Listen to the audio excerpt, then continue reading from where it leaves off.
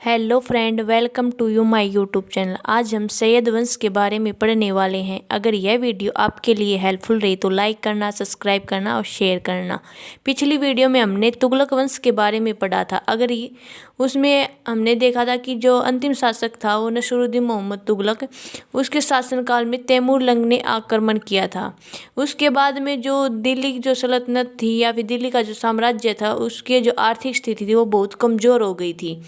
उसके बाद में यह कि जो देखिए अब सैयद वंश के जो प्रथम शासक रहे थे वो कौन कौन रहे थे। यहाँ की के जो संस्थापना किसने की थी, यहाँ की जो सैयद वंश था इसकी स्थापना सबसे पहले किसने की थी?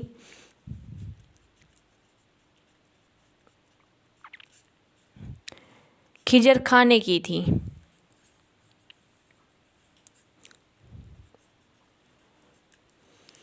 अब देखिए खिजर खां ने सबसे पहले यहाँ की सैयद वंश की स्थापना की। ये पहले शासक थे सैयद वंश की।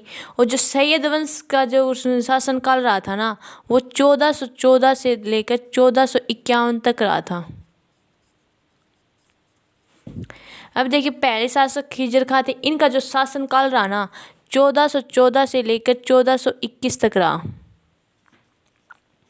अब देखिए जो शासनकाल खिजर खां ने कैसे चलाया, अपना जो साम्राज्य था उसका विस्तार कैसे किया। देखिए ये हमारा भारत है और यहाँ पे पाकिस्तान और यहाँ पे अफगानिस्तान है। तो क्या होता है, यहाँ पर दिल्ली थी और यहाँ पे जो पाकिस्तान है ना, इसमें यहाँ तो है मुल्तान और यहाँ पे क्या है, यहाँ पे दीपालपुर है। अब क्या होता है, जब दिल्ली पर तैमूरलंग ने आक्रमण करने के बाद में दिल्ली को लूटा। अब यहाँ पे क्या करता, वो दिल्ली से अपना टैक्स वसूलने लग जाता है। इसके लिए उसने क्या किया कि यहाँ पे दीपालपुर और मुल्तान का एक गवर्नर बना दिया खिजर खां को। यहाँ की खिजर खां को यहाँ का गवर्नर बना दिया। अब क्या करता था, खिजर खां यहाँ से टैक्स लेता था दिल्ली से, और दिल्ली से बाद में ये अफगान में पहुँचा देता था। यह कि यहाँ से दिल्ली से टैक्स लेता था और यहाँ का गवर्नर कौन था, खिजर खां। लेकिन क्या होता है, जो यहाँ की जो प्रजा थी, दिल्ली की प्रजा थी, वो यहाँ की जो नसरुद्दीन मोहम्मद तुगलक था उनसे परेशान हो जाती है और उनसे दुखी होकर क्या करती है, वो खिजर खां को आमंत्रित कर लेती है। और खिजर खां ने क्या किया, जो नसरुद्दीन मोहम्मद तुगलक है उसकी हत्या कर दी। यहाँ की नसरुद्दीन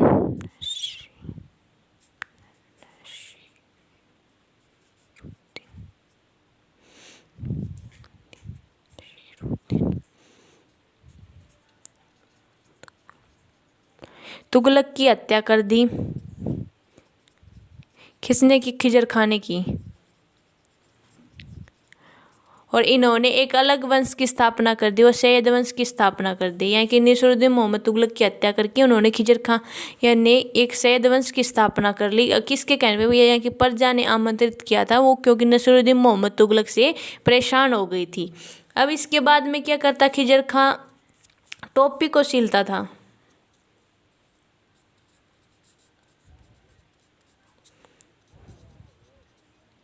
और इसी से अपना खर्चा चलाता था। और इन्होंने क्या किया कि कभी इन्होंने सुल्तान की उपाधि न धारण करके एक रेत ए आला की उपाधि धारण की। यहाँ की इन्होंने कौन सी उपाधि धारण की? तो रेत ए आला, इसकी उपाधि धारण की। इसके अलावा इसने क्या किया कि जो सिक्के चलवाए थे उन पर तुगलक वंश का नाम लिखवाया।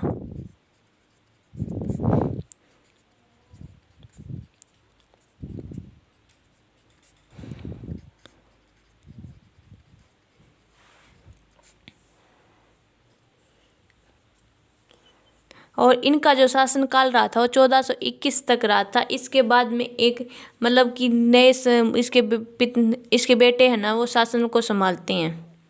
यानी खिजर खां का जो शासनकाल रहा वो 1414 से लेकर 1421 तक रहा था।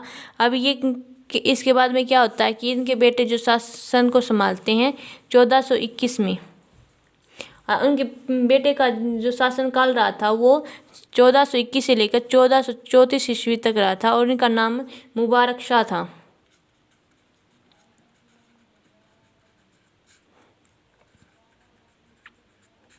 और इनका शासनकाल 1421 से लेकर 1434 तक रहा। इन्होंने क्या किया कि जो तुगलक शासकों का नाम मटवाया।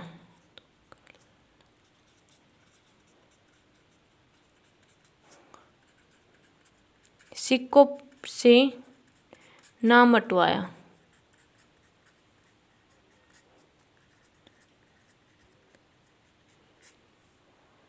और इन्होंने रैयत ए आला की उपाधि न धारण करके इन्होंने उन सुल्तान की उपाधि धारण की।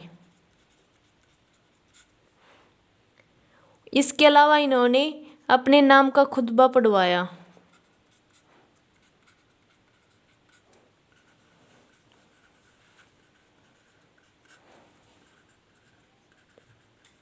खुतबा क्या होता था, जब ये लोग ना भगवान से प्रेयर करते थे तो उन्होंने कहा कि प्रेयर के टाइम पे क्या तो मेरा पहले या फिर अंत में मेरा नाम लिया जाए। और वे सोचते थे कि यहाँ की जो मुबारक शाह थे वे सोचते थे कि अगर लोग मेरा नाम लेंगे प्रेयर में तो मेरा भगवान भला करेगा या फिर इससे मेरी रक्षा करेगा। और इन्हीं के टाइम में एक इतिहासकार रहते थे याहिया अहमद बिन सरिंदी।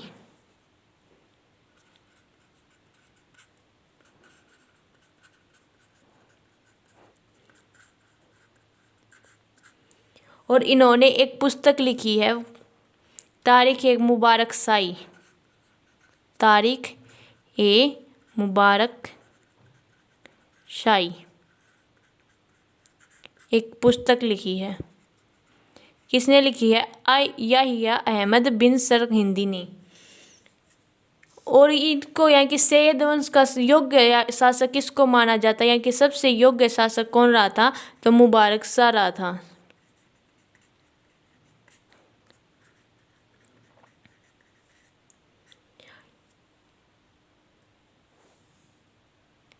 इसके अलावा इन्होंने एक शहर की स्थापना की थी जिसका नाम था मुबारकाबाद।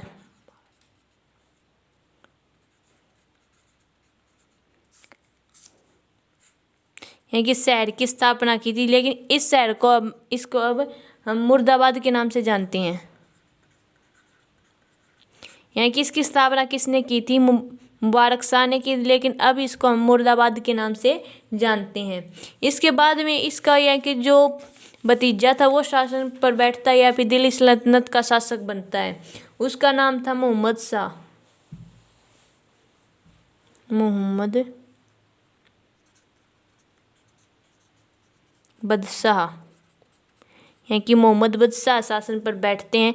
माना जाता है कि एक अयोग्य शासक थे। यहाँ की एक अयोग्य यहाँ की इससे मुबारक शाह से कम योग्य शासक थे और इनका जो शासन काल रहा था वो 1434 से लेकर 1443 तक रहा था।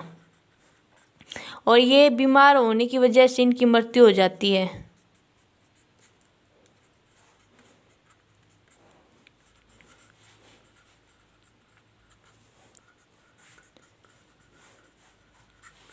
और इनके बाद में जो सैयद वंश का अंतिम शासक आता है अलाउद्दीन आलम शाह।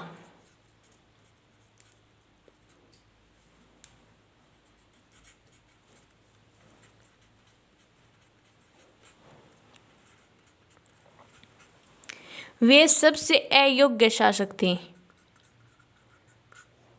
और ये है ना सैयद वंश के अंतिम शासक रहे थे। और इनका शासनकाल 1443 से लेकर 1451 तक रहा था और अंतिम शासक थे।